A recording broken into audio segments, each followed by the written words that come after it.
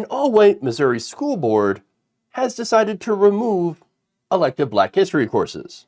Last Thursday, the 7-member Francis Howell School Board voted 5-2 to stop offering Black history and Black literature elective courses. That was offered at the district's 3 high schools since the year of 2021. So why? I mean, what's wrong with Black history courses, with Black literature? Apparently the word Black. Okay. Also, the word history. Okay.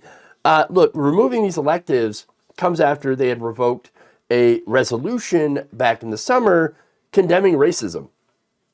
The resolution made a pledge to speak firmly against any racism, discrimination, and senseless violence against people regardless of race, ethnicity, nationality, immigration status, religion, sexual orientation, gender identity, or ability. So that resolution was removed from school buildings. Now, to me, the only reason that you would want to remove a pledge to speak out against those kinds of discrimination of any kind, is because you want to allow those forms of discrimination. I can't think of any other reason.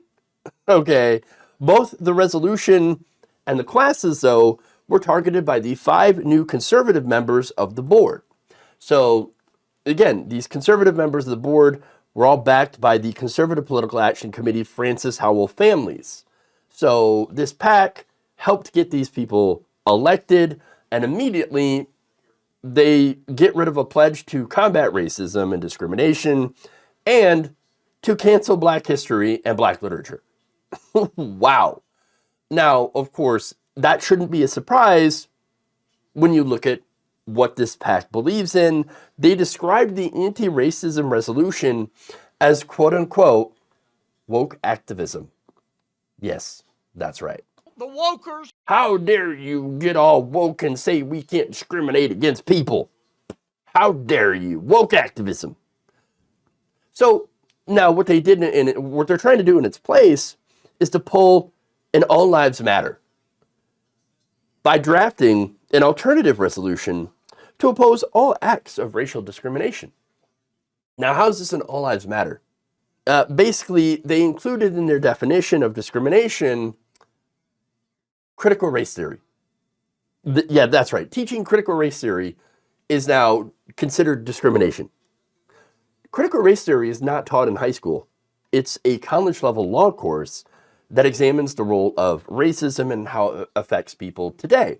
Racism, Jim Crow, the history of all that stuff, and how that impacts minority communities. But somehow that is considered now discrimination, even though it's, again, not even taught.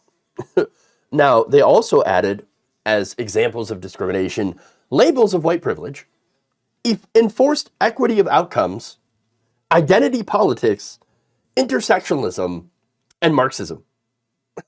Marxism? How does that even apply here? Again, Marxism talks about the working class, okay? The proletariat versus the bourgeoisie.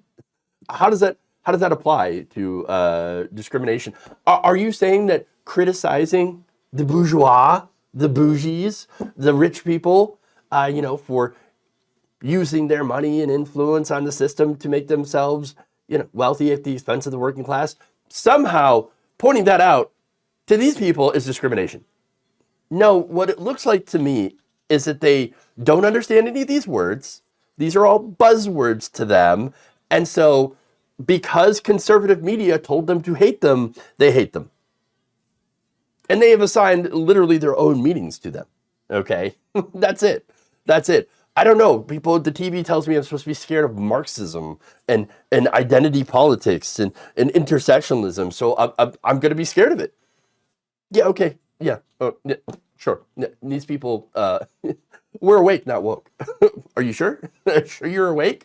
Sounds like you're kind of sleeping through all of this stuff and just letting everybody else direct what you think. And by everybody else, I mean people at the top that, are creating these narratives in order to stay on top. Now, that said, look, they get a lot of pushback during the vote from the community. Now, look, the school district itself is 78% white. So there are black parents, and black parents push back. One of them, Harry Harris, says, our students really wanted these electives. Our families really wanted them, and our teachers really wanted them. It's important. He added to the board, you've certainly taught me not to underestimate how low you will go to show your disdain towards the Black and brown community's experience and existence. You're here. Another speaker, Tom Ferry, urged the board not to focus on this stuff, but actually, focus on things that are important, like high turnover among teachers. So, look, it's not a surprise to see that there's a lot of turnover for teachers. We don't treat teachers very well. We certainly don't pay them well enough, put them in these environments with these, again, overcrowding of classrooms, and then all these arbitrary rules like you have in Florida. You don't say gay, don't do this, don't say that, don't do this. And you wonder why teachers are quitting the profession. But that's the thing. They want teachers to quit. Now, before I get into that, Tom Ferry, he said, look, tapping into a diverse talent pipeline would be a great way to slow attrition. But what diverse staff wants to work in a district waging culture wars? Well, the answer is very few. And that's the thing. Conservative groups like this do not want a diverse talent pipeline. They want to destroy public education in favor of things that they can more directly control, like charter schools, religious charter schools, things like that. Those things will not only make the money, but allow them to craft their own narratives. And look, the narrative that they're going to craft is one that is specifically designed to ensure that children, the next generation, does not challenge the current order of power. Do not challenge white supremacy. They do not challenge patriarchy. That's the whole point, okay? You keep the kids ignorant of the injustices in the system, and they won't fight back. They won't try to change those things. And you get to stay in power if you're one of those people that have set up this system and that have benefited from the system. Again, the whole goal in a nutshell is to ensure that nothing changes and that our education system will continue to churn out compliant workers. That's it. People who will not challenge the system, who will not expand their horizons, who will not be woke, who will stay asleep, and who will let these groups that have benefited greatly from the status quo to continue to do all the thinking. That's it. That's what they want. If you do anything that challenges that, if you teach actual history, can't do it. It's got to go. You got to go. And that's why conservatives have been so focused on going and winning these school board races. And as soon as they get into it, they do this agenda.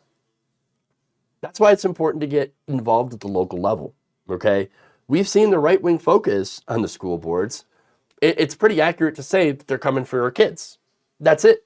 They're coming for education. They're coming for the kids to ensure that their culture war agenda gets enacted.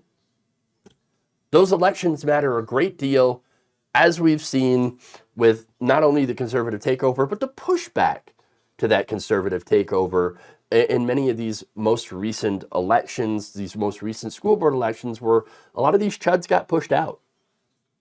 But it's not enough, because there are still these people that are in power and they are doing this exact thing, trying to erase history, trying to make sure that, children that are different, children that are minorities, children that are gay and trans get discriminated against, that we allow this discrimination to happen, that this discrimination gets normalized or renormalized again if it ever ended up going away, and that, again, no one who is young will challenge the system, challenge them, challenge oppression, and fight back. So, because you know what? That's what they're most afraid of. Younger people, as we've seen with Gen Z, are continuing to push back, and they want to make sure that the next generation doesn't.